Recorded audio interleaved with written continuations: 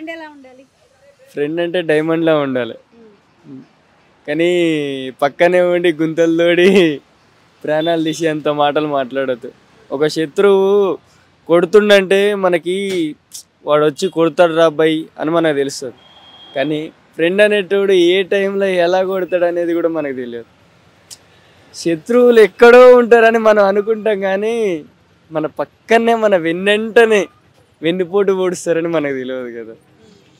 అది ఫ్రెండ్షిప్కు అందరూ కాదు, నా జిందగీలో నా ఫ్రెండ్ నాకు చేసిన మోసాన్ని తలుచుకుంటే చావు కంటే పెద్ద పెద్ద మోసం అది. చెప్పుకోలేనులే కానీ నమ్మకంలో మోసం అది. ఈ జిందగీలో నా ప్రపంచంలో వాడు నన్ను ఇష్టపడినంతగా, వాడు నన్ను అర్థం చేసుకున్నంతగా వేరెవ్వరు అర్థం చేసుకోరేమో నా లైఫ్లో అనిపించింది. వాడి కోసం నేను పోరిని కూడా వదిలేసినండి. అట్లాంటిది వాడే ఒక పోరి వచ్చిందని నన్ను వదిలేసిపోయాడు. పోరి కోసం ఫ్రెండ్ని వదిలేసి వెళ్ళిపోయిండు. అండ్ ఇంకోటి ఏంటంటే పోరి కోసం నన్ను పోరి కాడ బ్యాడ్ చేసిండు. నిజమైన ఫ్రెండ్ అంటే 10 రూపాయలు పెడితేనో 10 రూపాయలు ఇస్తేనో మనకి కడుపు నిండా బువ్వ పెడితేనో కాదు, కష్టాలలో కన్నీళ్ళల్లో పక్కనే నిలబడి మామ నేనున్నాను రా అనేటోడు ఫ్రెండ్. ఓకేనా? నీకు కష్టం వచ్చిందని చెప్పేసి, నీకు దుఃఖం వచ్చిందని చెప్పేసి అర్ధ సెకండ్ కూడా ఆలోచించకుండా ఆవిడంత దూరాన వారిపోతుంది. ఫ్రెండ్షిప్ కాదు కదక్క, అవునా కదా? నీకు కష్టాలల్లో ఇప్పుడు ఒకటి, కష్టాలు వస్తే పక్కన ఉండాలని రూల్ లేదు అన్నిట్లో. ఇప్పుడు నా సంతోషంలో తోడుంటావు, నా ఆనందంలో తోడుంటావు, నేను మందు కొట్టాలంటే తోడుంటావు, నేను పోరితో తిరగాలంటే తోడుంటావు, నేను పార్కు పోవాలంటే తోడుంటావు, ఓయకు పోవాలంటే తోడుంటావు, సినిమాకి పోవాలంటే తోడుంటావు. నాకు కష్టం వచ్చిందంటే నువ్వు పక్కన ఎందుకు నిలబడు? ఒక ఫ్రెండ్షిప్లో ఇద్దరు ట్రూ ఉండాలి. ఒకరు సిన్సియర్గా ఉండి ఒకరు ఫేక్ ఉన్నారు అనుకో, అది ఎప్పటికి కూడా ఎన్ని రోజులకు కూడా కరెక్ట్గా ఉండదు. అది లవ్ అయినా అంతే, ఫ్రెండ్షిప్ అయినా అంతే. ఇప్పుడున్న జనరేషన్లో నిజమైన ఫ్రెండ్షిప్ దొరకాలంటే చాలా కష్టం అక్క. పైసా దేక్ తమాషా మారన్నట్టే ఉంటుంది ఇప్పుడున్న దోస్తుని. వాడు 100 రూపాయలు పెడితే మనం 200 పెట్టాలి, 200 పెడితే మనం 300 పెట్టాలి. అట్లా అట్లా వేరే ఉంటుంది. ఇక మందు కొట్టినోడు, బీరు పిచ్చినోడు, మందు కప్పినోడు, పోరితో తిప్పినోడు.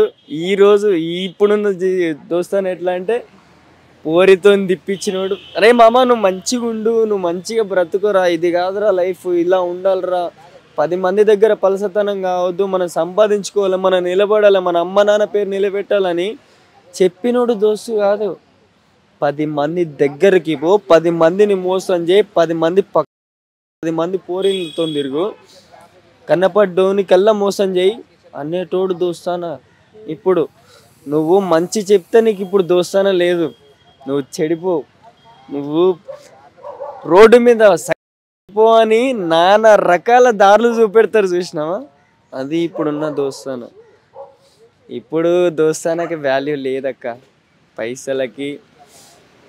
ఇప్పుడు ఒక మనిషి దగ్గరకు వచ్చేది అవసరానికి మాత్రమే.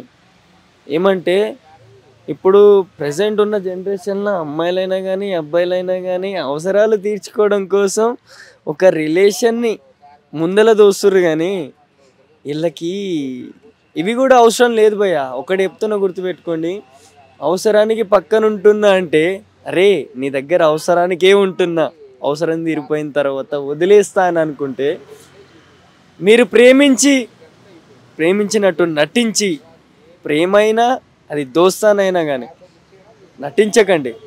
నీతో నాకు పని ఉంది, ఆ పని అయిపోయిన తర్వాత నువ్వెవరో నేనెవరో అని అంటే నీ పని చేసి పెడతాం.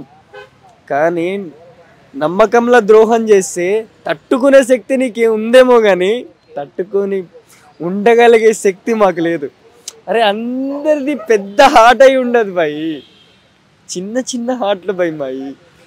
మాకున్న కష్టాలల్లో, మాకున్న సంతోషాలల్లో మేము అనుకుంటాం, మేము మా బాధలన్నీ ఎవరికైతే చెప్పుకుంటే తీరితే అనుకుంటామో, ఆ బాధలన్నిటికీ మీరే కారణమైతే చెప్పండి. ఆ బాధలన్నిటికీ మీరే రీజన్ అయితే ఏం చేయాలి అనిపిస్తుంది కొన్ని సార్లు. దేవుడా, నా లైఫ్లో కూడా నాకు డైమండ్ లాంటి ఫ్రెండ్ని ఇచ్చినావు, డైమండ్ లాంటి పోరిని ఇచ్చినావు, డైమండ్ లాంటి రిలేషన్ అయినా కానీ అక్క తమ్ముడు చెల్లె ఇప్పుడున్న జనరేషన్లో అక్క అక్క చెల్లె తమ్ముడు అనుకుంటా కూడా పక్కనకి వచ్చి అవసరం ఉన్న తర్వాత అవసరం తీరిపోయిన తర్వాత అవసరం ఉన్నంతసేపు పక్కన అవసరం తీరిపోయి వదిలేసిన అక్కలు కూడా ఉన్నారు నాకు. అవసరం తీరిపోయిన తర్వాత వదిలేసిన చెల్లెళ్ళు కూడా ఉన్నారు. ఇప్పుడు ఒకప్పుడు దోస్తాన కోసం మస్తు చేసినుండే, దోస్తాన కోసం మస్తు కష్టపడి ఉండే. అట్లానే ఎవరు కూడా అందరూ నా దృష్టిలో ఉన్నారు. ఈరోజు నా దృష్టి నేను ఎవరి దృష్టిలో లేను.